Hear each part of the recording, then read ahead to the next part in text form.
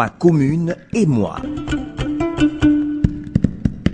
Ma commune et moi, le magazine qui s'intéresse à la vie des populations des villes et campagnes de la région de l'Est.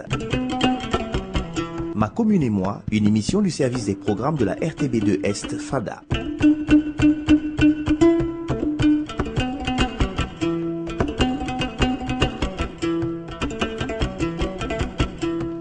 Au Burkina Faso, la situation foncière en milieu rural se caractérise par de nombreux conflits dont les plus fréquents sont ceux qui opposent les agriculteurs aux éleveurs.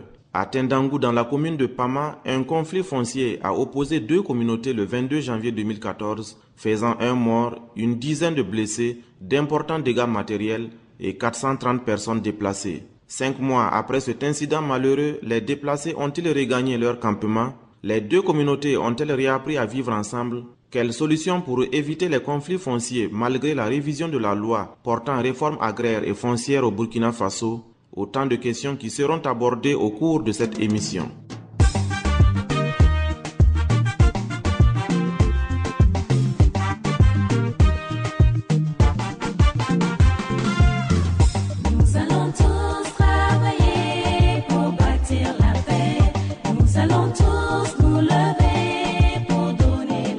Mercredi 22 janvier 2014, une journée cauchemardesque qui restera à jamais gravée dans la mémoire des habitants de Tendangou, localité située à une quinzaine de kilomètres de Pama, chef-lieu de la province de la Kompienga. Ce village paisible où vivent en harmonie les autochtones Gouroumanché et les allogènes Moussi et Peul a vu ce jour-là sa cohésion sociale mise à rude épreuve.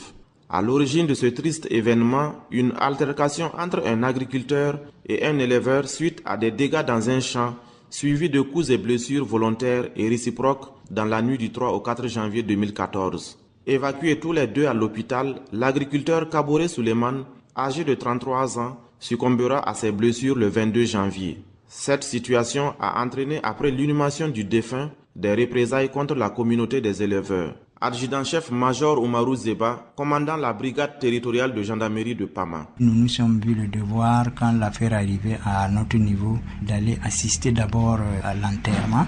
Et étant sur les lieux que nous avons constaté une lecture de conflits intercommunautaires, c'est-à-dire entre éleveurs et d'ethnie Peul et les agriculteurs d'ethnie Moussi qui présagent. Et qu'est-ce qu'il fallait faire? Et immédiatement, nous avons exploité nos réseaux de renseignement qui sont implantés, puisque nous avons des agents de renseignement au sein de chaque communauté, où nous avons voulu confirmer d'abord ces attentes. Et nous avons vu que cela était vérifié. Et immédiatement, nous avons déployé une partie du personnel avec l'appui justement de la brigade territoriale de gendarmerie de Kompienga et le poste de sécurité et routier de Pama et le poste de Koualou qui est implanté même à Tendangou, mais qui travaille justement sur la sécurisation du cordon frontalier en ce qui concerne le point, la situation de Koualou. Sont venus et nous avons installé un cordon de sécurité à leur insu, puisqu'on était en ce moment, moi en tant que coordonnateur de la chose, j'étais toujours au cimetière avec les choses.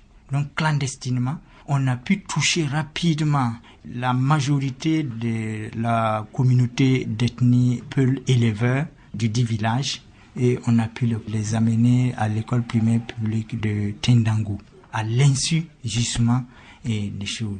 Et quand nous avons senti cela, j'ai rapidement rendu compte au chef hiérarchique et les autorités locales ont été saisies et informé également le procureur du Faso qui d'ailleurs était en mission de contrôle de travail puisque c'est lui le directeur de la police judiciaire. C'est trouvé qu'il était dans la localité dans le cadre du contrôle justement de nos activités.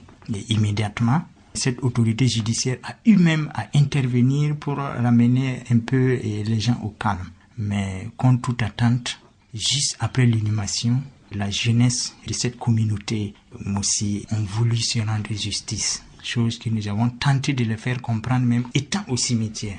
Et en même temps, ils sont allés vers les habitations. Comme ils n'ont pas trouvé aucune vie humaine à côté, ils n'ont fait que brûler des greniers, les cases et tout ce qu'ils trouvaient qui pouvait atténuer un peu leur soif de vengeance. Fort heureusement, l'on ne déplore aucune perte en vie humaine, mais d'importants dégâts matériels ont été causés. Gaston Nassouri, directeur provincial de l'action sociale et de la solidarité nationale de la Kompienga. On a eu 205 cases brûlées, 26 huttes brûlées, 95 greniers brûlés, 8 motos brûlées, 188 sacs de 100 kg de vivres brûlés, un centre d'alphabétisation qui a été saccagé et brûlé aussi par les agriculteurs. Absent au moment des représailles, Yero Sondé, chef de la communauté des éleveurs de Tendangu, a retrouvé ses cases et greniers calcinés.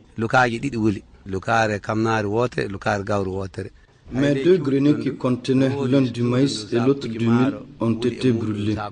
Il y a une case qui contenait 10 sacs de riz, l'autre là-bas 5, et celle en face de nous 3. Celle au fond là-bas avait 8 sacs de riz. Tout a brûlé. La case du milieu qui contenait 2 sacs de mil a été elle aussi brûlée. Ma moto et 3 vélos ont été complètement calcinés. De l'argent que nous avions gardé dans les cases, environ 260 000 francs CFA, les bijoux de mes épouses et leurs vêtements, les papiers de mes 2 parcelles, les papiers du fusil de mon père, tout est parti en fumée. Les éleveurs ont eu la vie sauve grâce à l'action fédérée des forces de défense et de sécurité, des autorités administratives, politiques et notabilités coutumières de la Kompienga. De l'école primaire publique de Tendangu, où ils avaient été dans un premier temps regroupés, les éleveurs ont été convoyés à Pama au centre de formation professionnelle des jeunes filles. Adjudant-chef Major Oumarou Zeba, commandant la brigade territoriale de gendarmerie de Pama. Et nous avons dû, d'une manière, pour ne pas dire autoritaire, réquisitionner les véhicules de transport public, à savoir les DINA, et avec aussi un apport d'un opérateur économique de la place qui nous a aussi appuyé avec ces véhicules pour pouvoir amener toute cette communauté vers le site d'hébergement qui se trouvait être à Pama. Les éléments de la gendarmerie ont été appuyés dans leur mission de sécurisation par ceux de la police nationale de Pama. Commissaire de police Bernard Toé, directeur provincial de la police nationale de la Kompienga. Dès que nous avons été informés dans la matinée du 22 janvier 2014, nous avons déployé immédiatement des équipes sur le terrain qui étaient chargées d'une part de secourir et d'isoler les victimes, c'est-à-dire tous ceux qui ont été blessés et ceux également dont les maisons et biens ont été détruits ou incendiés. Et d'autre part, rétablir l'ordre en s'interposant entre les 2 communautés par la création d'une zone tampon. Nous avons également effectué des rondes de sécurisation le jour de l'incident et les jours qui ont suivi. Nous avons participé également au déplacement des victimes du lieu de litige jusqu'au centre d'accueil de Pama qui a été créé à cet effet. Et également, nous avons sécurisé ce centre durant tout le séjour de ces déplacés-là. Le recensement des déplacés effectué par les services de l'action sociale et de la solidarité nationale de la Kompienga montre que les femmes et les enfants ont été les plus affectés. Gaston Nassouri, directeur provincial de l'action sociale et de la solidarité nationale de la Kompienga. Sur le site, on avait au début 430 personnes. Mais avec le temps, comme il y avait des éleveurs, certains sont repartis pour s'occuper du bétail. Donc, au dernier recensement exhaustif, on avait 399 personnes sur le site, soit 264 enfants de 0 à 18 ans.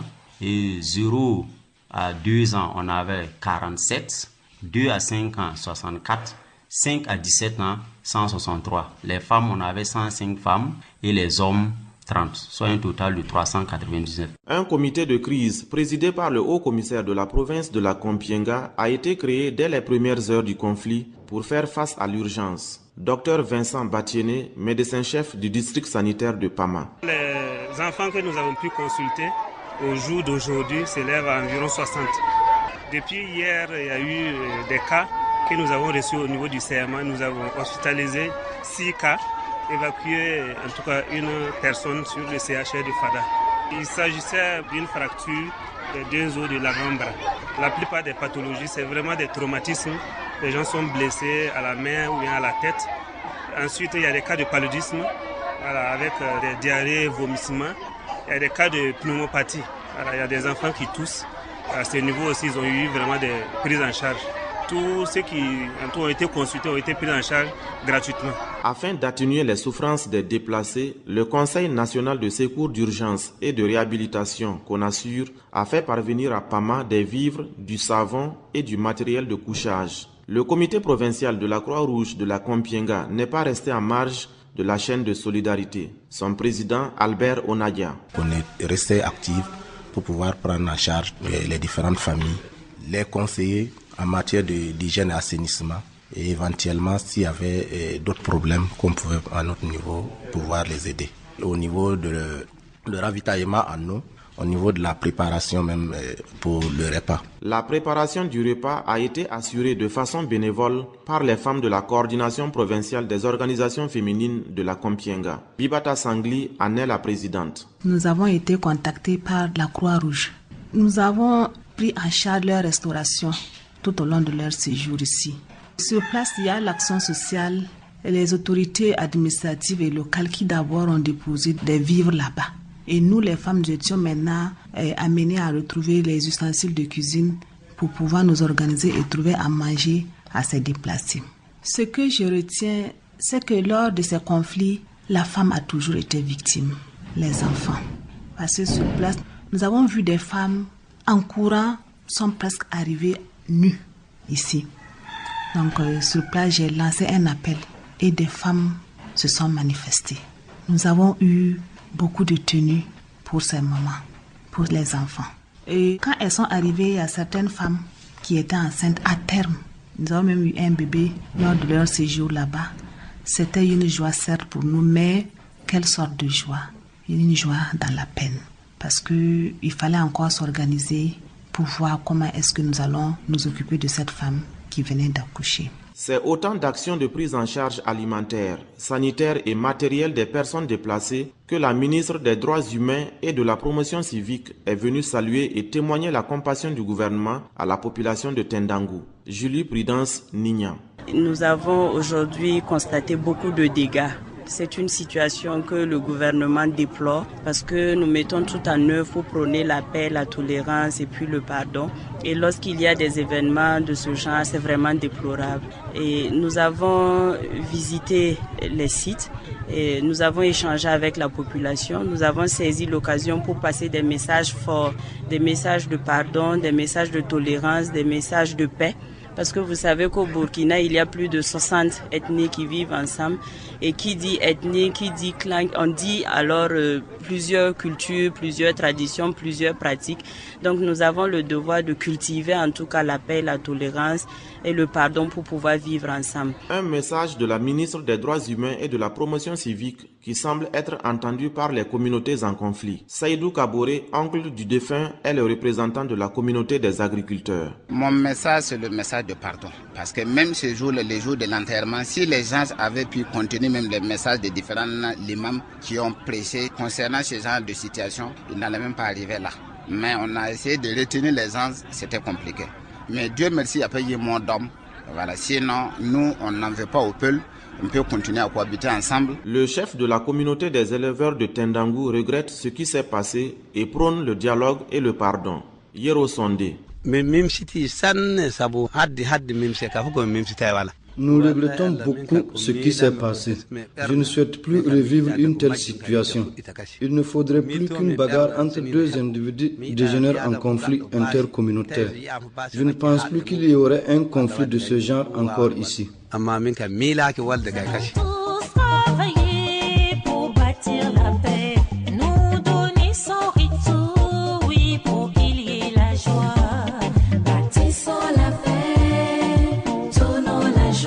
Passé les durs moments de la crise, les autorités administratives ont entrepris des actions de mise en confiance entre les communautés en conflit pour le retour des déplacés. Maxime Bouda, haut commissaire de la province de la Kompienga. Nous avons tenu régulièrement des réunions avec les représentants des deux communautés sur le terrain pour prôner l'apaisement, prôner la paix, prôner la tolérance, prôner le vivre ensemble parce que c'est capital.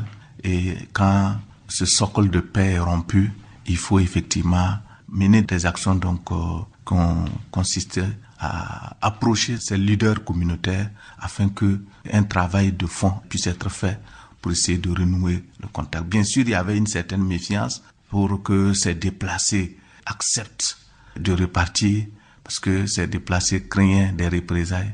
Mais au fur et à mesure des rencontres, la confiance s'est établie et les uns les autres ont accepté de fumer le calumet de la paix. Swampa Frédéric Onadia, maire de la commune de Pama, vice-président du comité de crise. On a beaucoup sollicité Sa Majesté Fiemba, qui est le chef suprême de Kankangu, qui a usé de toutes ses capacités de mobilisation pour nous accompagner. Les conseillers, les CVD, chacun a joué sa partition dans ce sens-là. Ce qui est sûr, on a fait un dialogue à la famille royale, on a fait un dialogue à la mairie, on a fait un dialogue au haut commissariat et au finish, on a fait des va-et-vient sur le terrain. Que ce soit côté Mossi, l'agriculteur, on est parti échanger avec eux sur leur base. On est parti échanger aussi avec la communauté des éleveurs aussi sur leur base. Et ensemble, on les a réunis tous à Pama. On a échangé. Et en dernier ressort, on est reparti à la base, à Tendango même. Là, on a réuni les deux communautés au CLAC. Et on a essayé de baliser tout. Et on a commencé la réinstallation. Les leaders communautaires ont fortement appuyé l'administration pour le retour de la paix. Le chef Lampougni de Tendangu. Aucune des deux communautés en conflit ne m'a informé de la situation. J'ai appelé néanmoins leurs principaux représentants et je leur ai dit que je ne voulais plus entendre parler de bagarre entre eux. Quel avantage tire-t-on dans un conflit? Absolument rien. Dans les mosquées comme dans les églises, les religieux ont prié pour la paix des cœurs. Pasteur Nundia Tandamba. On a vu qu'il y a un conflit dans la province et nous, on a prié. Et comme tous les vendredis, on prie pour le pays.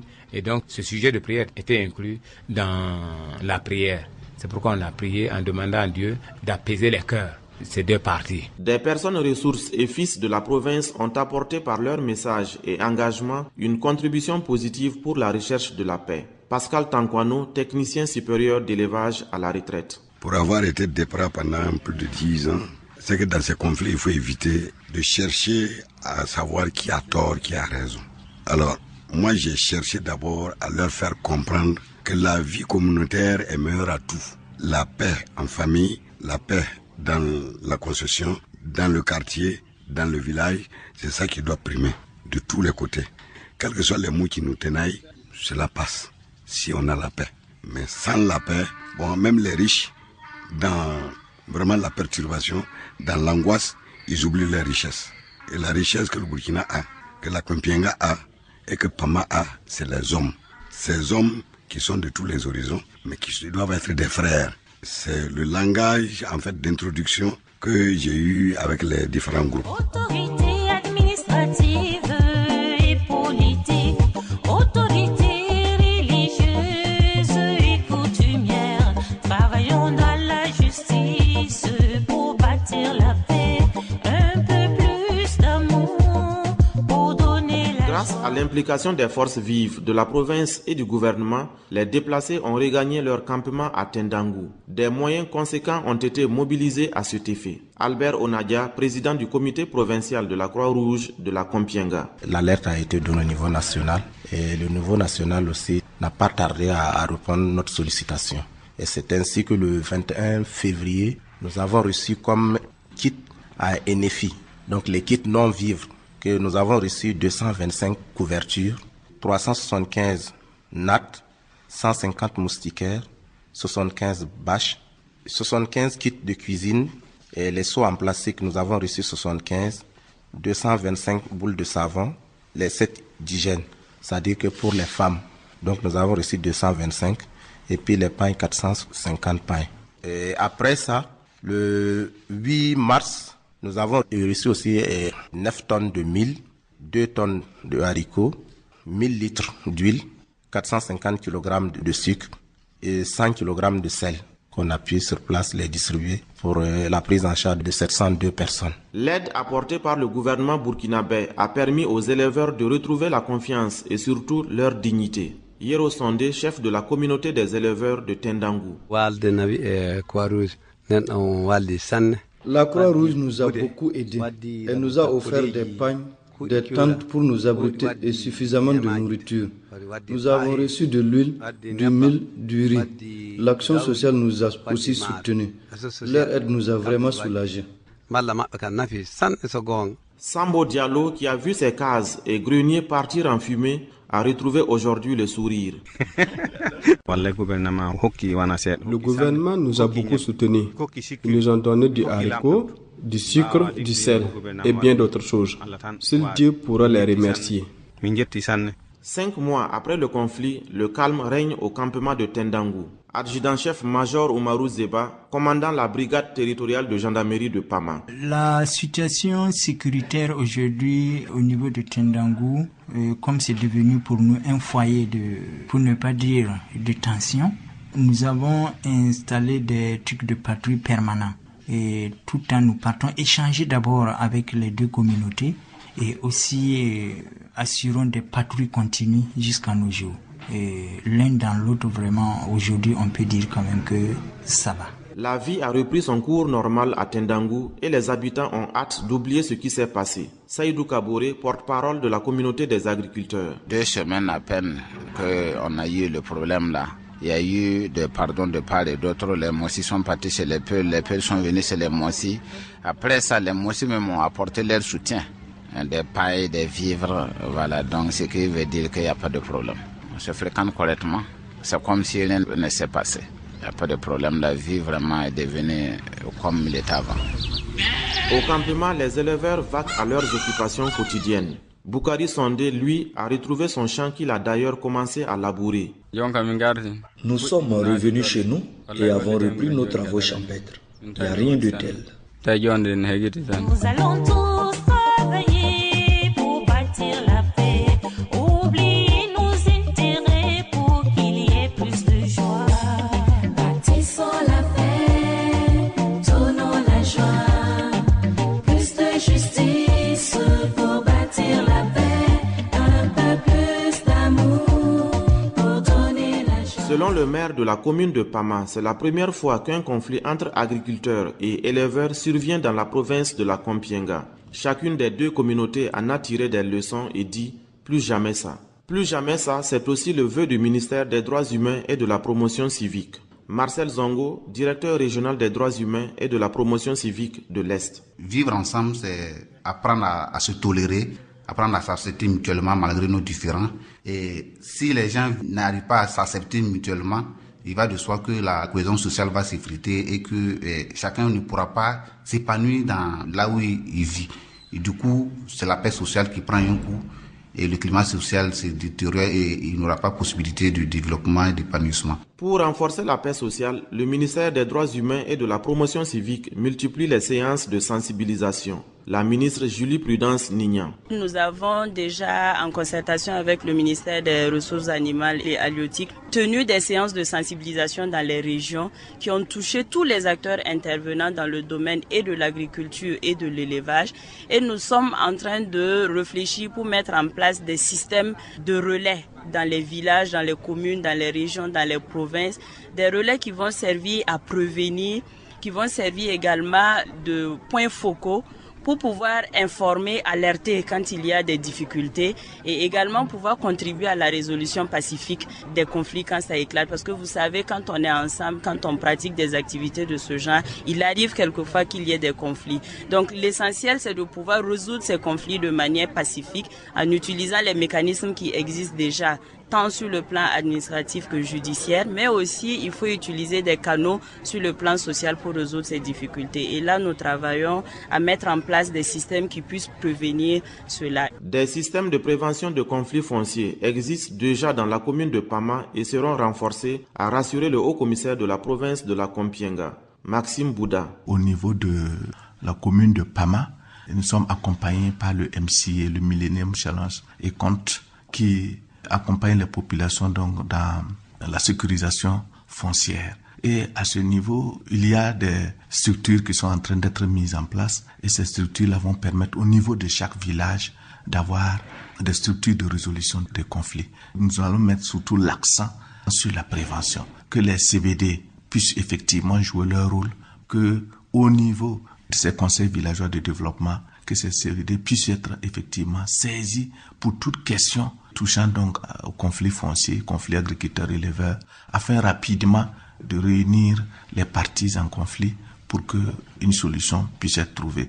Parce que si le dialogue est immédiatement entamé après un incident, rapidement, chaque partie est rassurée. Laissons travailler pour qu'il y ait la paix.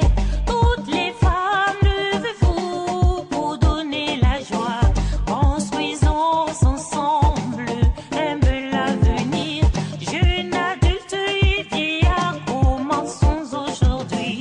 Nous allons tous travailler pour qu'il y ait la paix. Pour éviter à l'avenir ce genre de conflit, il est nécessaire pour les différents acteurs de respecter les textes en la matière relatifs aux couloirs de transhumance, des pistes à bétail et des zones de pâture, et surtout à abandonner le pâturage nocturne, élément moteur qui a déclenché le conflit entre les agriculteurs et les éleveurs à Tendangou.